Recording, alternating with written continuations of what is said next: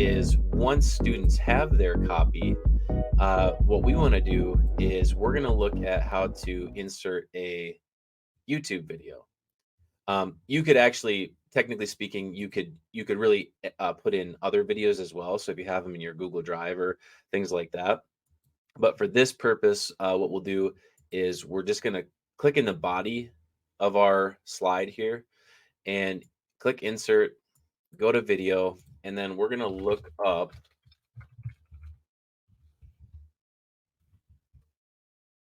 George Washington biography. Now, we don't know which of these are good and which are not. Um, so we have to actually, maybe take a look at this, and as a student, whoever's putting it in is going to want to take a look at it. Some of these are really long, so that's probably not going to be what we're looking for. But I noticed this little mini bio here, and this is from biography. So we can click that, and once we do, we can click insert, and it's going to put it into this space here. Um, the one thing that you can do with this is once it's in this space, and really technically speaking, I mean, you wouldn't have to click into that box. You could just do insert and pull it in.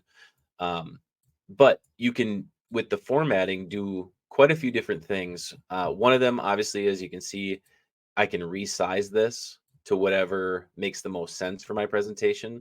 Maybe I have some items on the side or some text on the side, and the video is going to accompany that text. But for this purpose, we'll basically just make it really large, and then this can be played upon clicking it.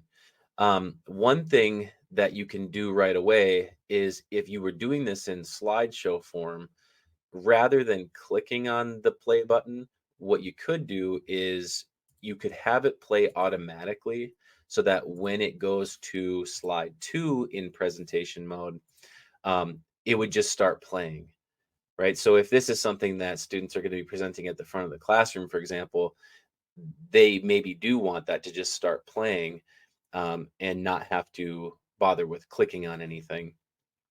The other thing you can do, and this would be maybe more appropriate for some of those longer videos we saw, is you can choose a start and end time for whatever video you put in. So if you're just looking to get a short segment of something, maybe we want to just take 2 minutes of that. We're going to actually have it start at 2:46, and in your preview screen, what you can see is the filler for the duration here is going to go all the way to 2:46, so that when I go to that slide and it starts playing automatically, it's going to start at that point, which is really nice, because if you're just trying to take like a snippet of something to accompany your presentation, that's how you would just have it be a little shorter of a clip. Another interesting thing you could play around with too is the mute audio. Maybe it's a video where you just want it to be primarily visual, and so you're going to mute the audio so that as the video is playing, maybe the student is still talking through that, and the video is just showing something as they're going through their presentation. A few more things here: size and rotation. You can change through here by entering in the aspects. Again, you can just drag the corners and things too, if that's what you want to do. You can change the position of it.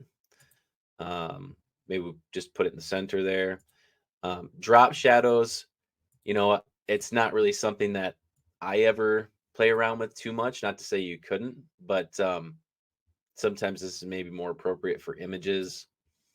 And then one thing that I do like that they have is the alt text.